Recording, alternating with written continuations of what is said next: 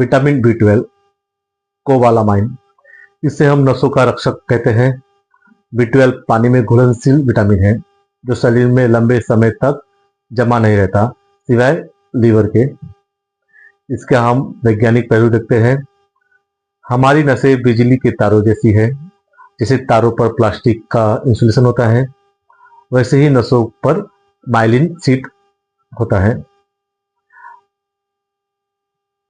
B12 इस cover को बनाता है। अगर B12 कम है तो यह कवर हटने लगता है, जिससे नसों में शॉर्ट सर्किट होता है, जिससे झुनझुनी और दर्द होता है। यह लाल रक्त कोशिकाओं के निर्माण में मदद करता है। इसकी कमी से कोशिकाएं बड़ी और कमजोर हो जाती है, जिससे ऑक्सीजन पूरे शरीर में नहीं पहुंच पाती। B12 को पचाने के लिए पेट में एक खास प्रोटीन की जरूरत होती है, जिसे हम इंस्टिंक्टिव फैक्टर कहते हैं। अगर आपको एसिडिटी की समस्या है या आप एंटासिड लेते हैं तो आपका शरीर B12 नहीं सोख पाएगा, चाहे आप कितना भी अच्छा खाना खाएं। उदाहरण के तौर पर समझिए, कल्पना करें कि आपके मोबाइल का चार्जर तार से छिल गया है और वह कभी चार्ज करेगा कभी नहीं, या चिंगारी छोड़ेगा। यही स्थिति शरीर में नसों की होती है। जब B12 कम होता है तो ऐसे ही होता है। एक इंपॉर्टेंट टिप्स, मेटफॉर्मिन जो एक शुगर की दवाई है, लेने वाले मरीजों के में अक्सर B12 की भारी कमी पाई जाती है।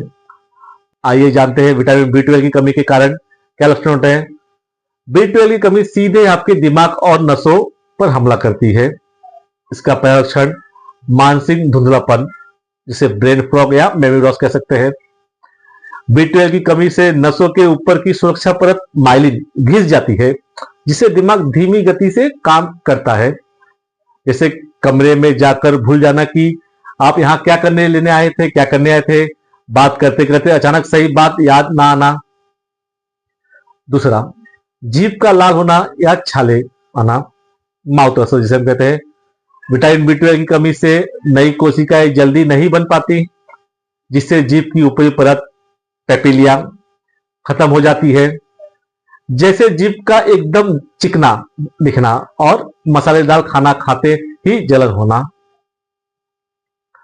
तीसरा लक्षण पीलिया जैसे दिखना। B12 की कमी से लाल रक्त कोशिकाएं बहुत बड़ी हो जाती है और नाजुक होकर टूटने लगती है, जिससे बिलिरुबिन निकलता है। जैसे चेहरा सफेद या हल्का पीला पड़ जाना और आंखों के सफेद हिस्से में पीलापन दिखना। चौथा लक्षण संतुलन खोना। अंधेरे में चलते समय लड़खड़ाना या ऐसे महसूस होना जैसे आप हवा में चल रहे हैं। आइए जानते हैं इसके लिए हमें टेस्ट क्या करना चाहिए। विटामिन B12 के लिए हमें विटामिन B12 टेस्ट करना चाहिए, जिसे हम सीरम विटामिन B12 टेस्ट कहते हैं। इसके अगर और एडवांस में टेस्ट करने जाएंगे हम तो मिथाइल मेलानिन एसिड टेस्ट करवाया जाता है, जो और भी गहराई में से बताता जाता है। इसका नॉर्मल रेंज है 200 से 900 पर ml पिघल, और 200 से कम रहा तो इसको हम डेफिशिएंसी कहते हैं। विटामिन B12 का घरेलू उपचार जानते हैं। शाकाहारियों के लिए विटामिन B12 सबसे बड़ी चुनौती है, क्योंकि यह मिट्टी के बैक्टीरिया और जानवरों से मिलता है। घर का बना ताजा दही कैसे ले? दही के बैक्टीरिया लैक्टोबैसिलस आंतों में B12 के अवशोषण में मदद करते हैं। दोपहर के खाने में एक कटोरी ताजा दही जरूर लें।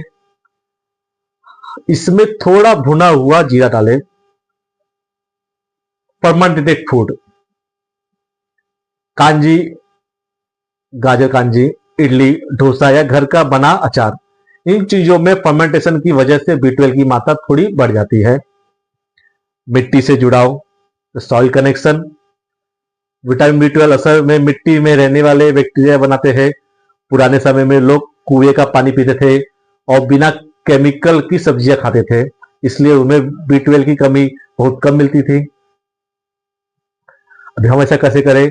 अपनी सब्जियों को बहुत ज्यादा रगड़ कर केमिकल से ना धोएं, अगर ये जैविक या ऑर्गेनिक हो तो। और मिट्टी के बर्तनों में खाना पकाएं। स्प्राउट, अंकुरित अनाज, मूंग या चने को अंकुरित करके खाने से उसमें विटामिन बी कॉम्प्लेक्स की मात्रा बढ़ जाती है। विटामिन बी 12 का ट्रीटमेंट प्लान।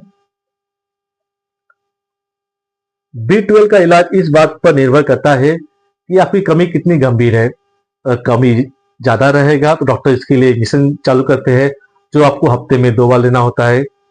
अगर ये नॉर्मल रहेगा तो डॉक्टर इसके लिए टैबलेट मेथाइकोबामाइन का टैबलेट चालू करते हैं, जो हमें डेली करीबन 1 से 2 महीने से लेना पड़ता है। इंजेक्शन जो है यह सीधे खून में मिलता है और नसों के दर्द में तुरंत राहत देता है।